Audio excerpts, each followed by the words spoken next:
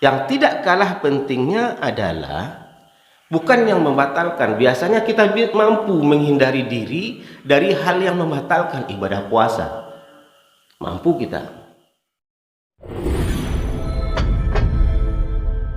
Ma 'indakum yanfad wa ma 'indallahi baq wa lanajziyanna alladhina sabaru bi ahsani ma kanu ya'malun. Assalamualaikum warahmatullahi wabarakatuh.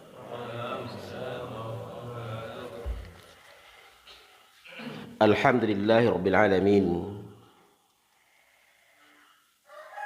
Nahmaduhu wa nasta'inuhu wa nastaghfiruh wa na'udzu billahi min sururi anfusina min sayyiati a'malina.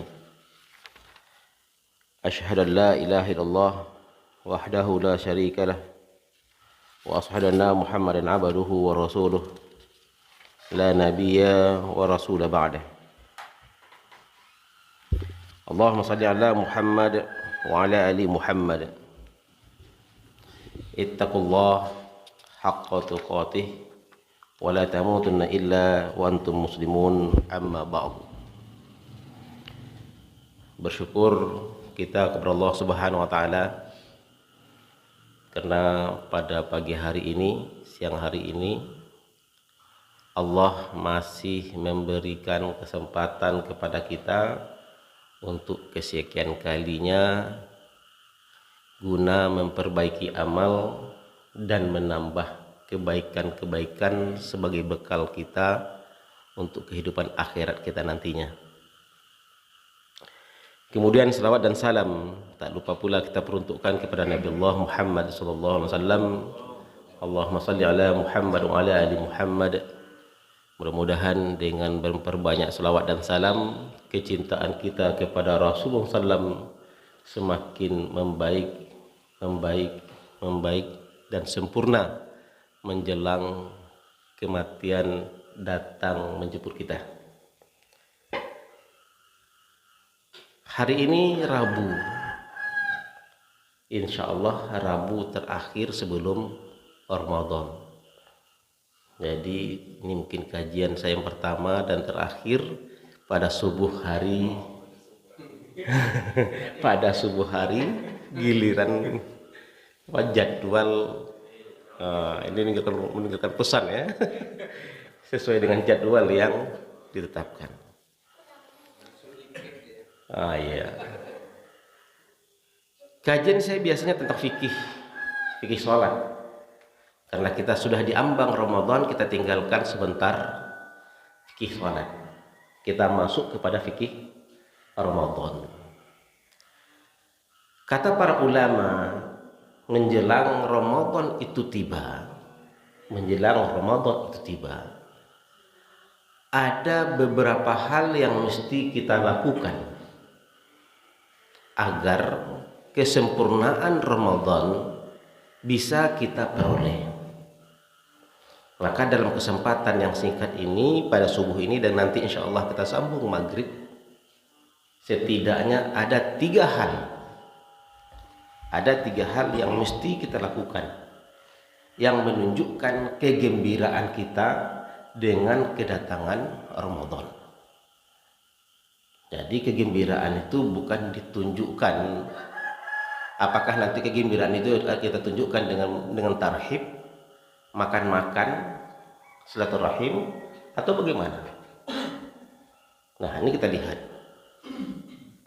Yang pertama yang mesti kita lakukan menunjukkan kegembiraan kita terhadap datangnya Ramadan adalah kita kembali mengkaji fikih puasa, fikih siam.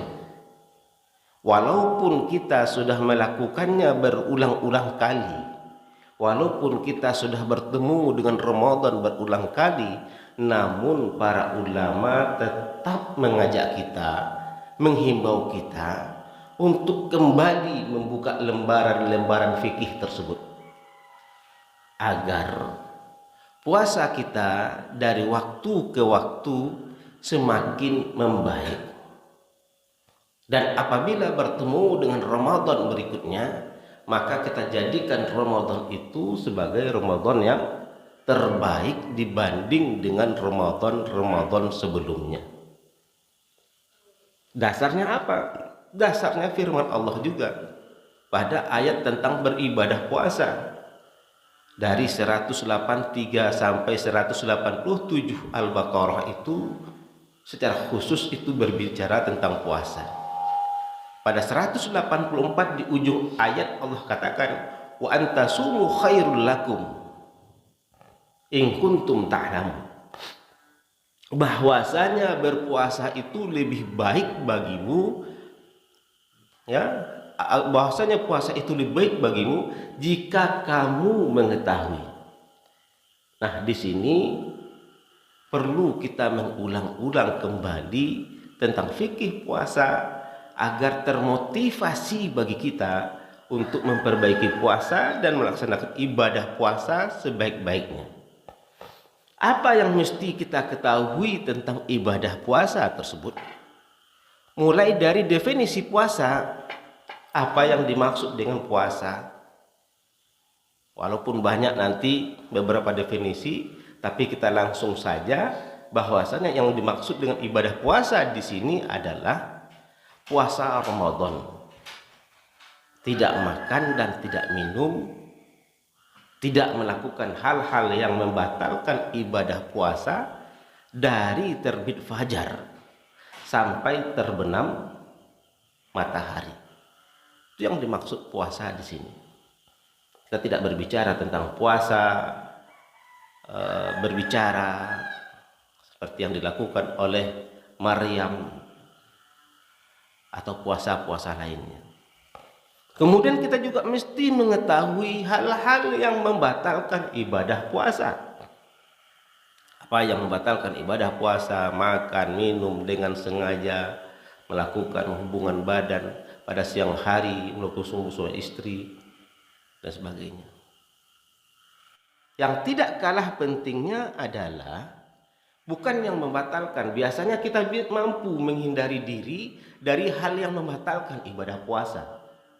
Mampu kita tidak makan, tidak minum, tidak melakukan hubungan suami istri dan sebagainya pada siang hari Ramadan.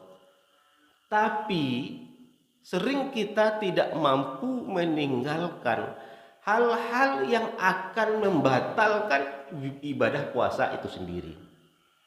Dalam hadis Rasulullah SAW, rubama min shaimin, kata Rasulullah, betapa banyak dari umatku yang melaksanakan ibadah puasa, berapa banyak orang-orang yang melakukan ibadah puasa, laisa lahu jaza, dia tidak mendapat apa-apa, ila ju' wal atas, kecuali hanya lapar dan haus belaka.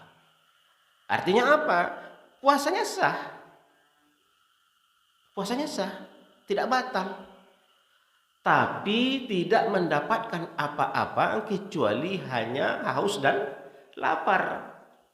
Nah, ini yang penting yang kita pahami. Apa di antaranya yang menghilangkan ibadah puasa? Sebagaimana juga hadis Rasulullah mengatakan man lam yada qaulu zur, betul. Man lam yada qaulu zur wa amala bih. Awak memang gak jantungan sekali, ayo. Ya. Tapi tidak kejak apa ndak lama jantan, lama jantung. Ya ini lama jantung dulu. Kok lebih? Ya cetak kaji begini, murah tak kaji. Nah, kata Rasulullah, man lam yada qalu zur wa amala bi. Siapa yang tidak mampu meninggalkan perkataan-perkataan dan perbuatan-perbuatan yang tidak mendatangkan manfaat dunia dan akhiratnya, maka Allah tidak perlu ibadah puasanya. Nah, ini yang berat. Maka kita mesti menimbang-nimbang perkataan, menimbang-nimbang perbuatan dengan amalan-amalan akhirat, bukan dengan akal. Kalau ada pekerjaan-pekerjaan, perkara-perkara, perkataan-perkataan yang tidak mendatangkan keuntungan untuk akhirat, ya, tidak bermanfaat, maka Allah tidak membutuhkan ibadah puasanya. Apa contohnya? Bual-bual yang tidak jelas, habis waktu di situ maksudnya, ya, dengan alasan menunggu waktu berbuka. Bual-bual kita. Atau dengan alasan menunggu waktu sahur, begadang kita. Begadang dengan perkara-perkara yang tidak bermanfaat. Kalau ronda itu jelas itu. Begadang dia karena ronda, itu bukan perkara yang tak bermanfaat. Apalagi bergadang pada waktu malam puasa itu, jangankan lupa zikir, jangankan lupa tarawih, jangankan lupa tadarus. Yang lebih berbahayanya adalah karena begadang tengah malam, mempercepat waktu sahur, tertinggal sholat subuh berjamaah. Ini lebih jelas nampak tak bermanfaatnya. Padahal dalam ibadah puasa itu sangat ditekankan untuk menjaga ibadah. Menjaga ibadah minimalnya itu adalah sholat 5 waktu itu benar-benar dijaga. Ya, sehari-hari kita sudah suruh dijaga, pada bulan Ramadan itu lebih perlu dijaga. Nah, ini yang perlu kita kaji kembali. Ya, kalau zuru amalabi, apa-apa saja perkataan-perkataan yang tidak bermanfaat itu, apa saja perbuatan-perbuatan yang tidak bermanfaat itu, baca lagi, ulang lagi. Yang ketiga, yang perlu juga kita pelajari dari ibadah puasa Ramadan itu adalah apa sih untungnya bagi kita untuk beribadah puasa, sehingga Allah katakan wa antasumu khairul lakum in kuntum ta'lamun. Ya, berbahasanya puasa itu lebih baik bagi kamu. Apa saja? Setidaknya dalam firman Allah surah Al-Baqarah 183 sampai 187 itu Allah menyebutkan 3 keuntungan yang besar untuk orang yang berpuasa. Ya. Apa itu? Yang pertama yang akan diperoleh bagi orang yang berpuasa itu adalah la'allakum tattaqun. Ini takwa itu adalah gudangnya kebaikan. Ya, gudangnya kebaikan. Ini kan pagi ini sampai suruh apa kan? Karena yang pertama dan terakhir. Ya, insyaallah tidak sampai suruh. Cukup 3 ini nanti kita bahas. Ya. Jadi yang pertama itu adalah takwa.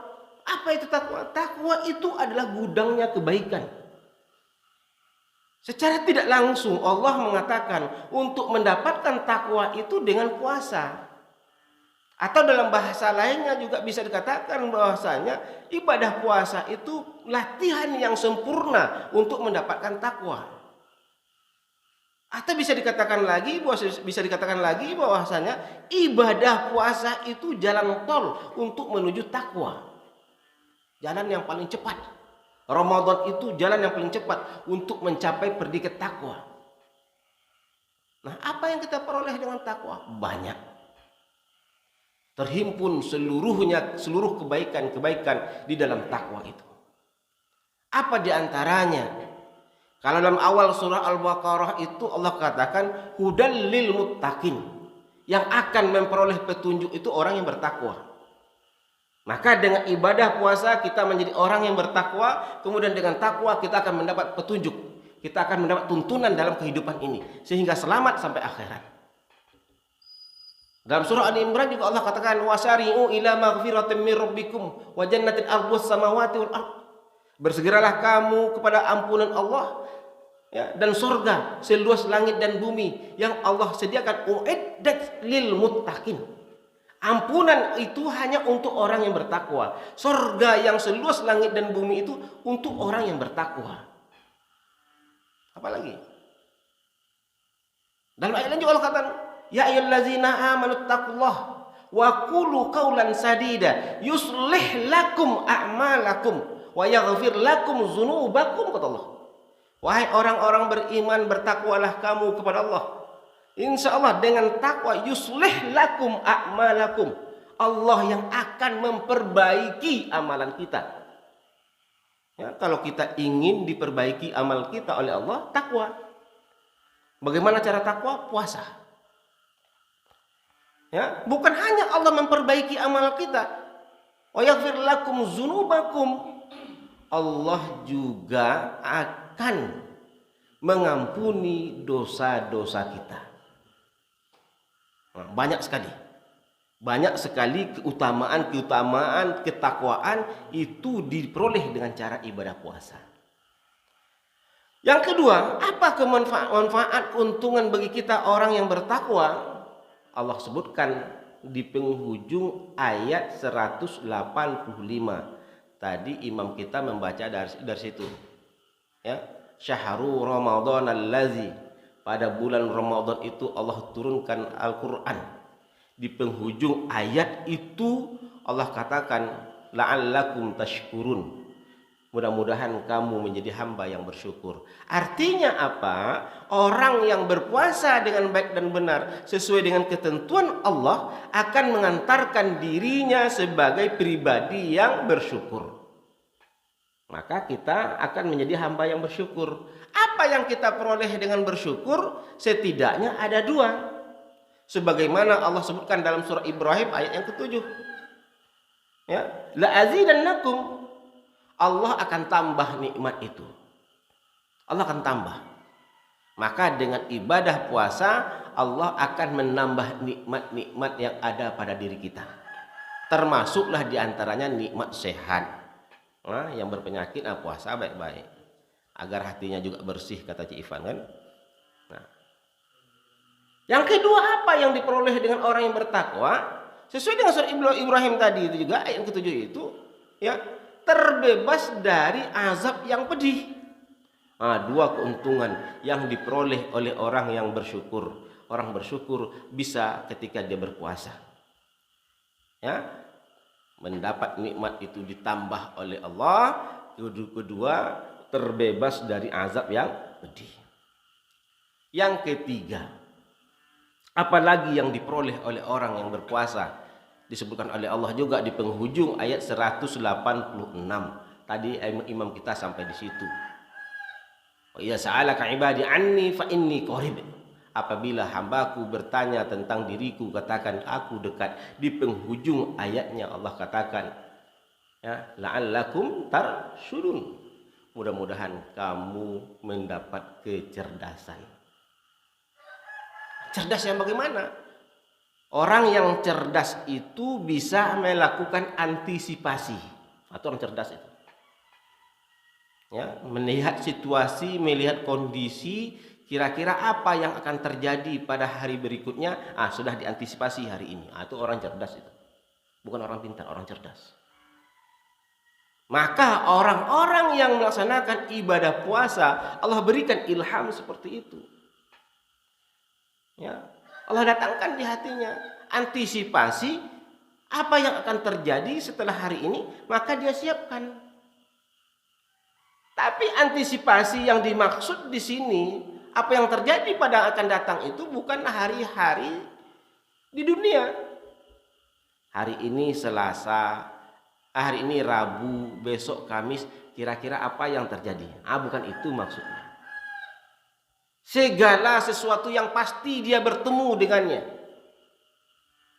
Seperti, ya, salah satu contohnya adalah kematian.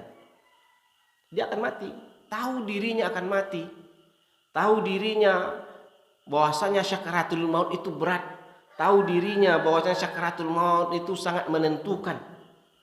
Yang didamba-dambakan oleh orang adalah ketika syakaratul maut itu mampu mengucapkan kalimat la ilaha illallah. Nah, itu yang dia inginkan, karena dia tahu dirinya akan mati, tahu dirinya syakaratul maut itu berat, tahu bahwasanya ketika syakaratul maut itu yang mampu mengucapkan kalimat la ilaha illallah merupakan keuntungan yang besar, maka dia persiapkan dirinya. Bagaimana caranya agar dia bisa mengucapkan kalimat la ilaha illallah nantinya? Hanya orang puasa. Nah, dari 3 keuntungan ini terhimpun keuntungan-keuntungan turunan lainnya. Ya. Asyamu junnah, puasa itu perisai, itu sudah diperoleh dengan takwa. Nah, maka sangat tepat sekali ketika Allah mengatakan wa antasumu khairul lakum in kuntum ta'lamun, bahwasanya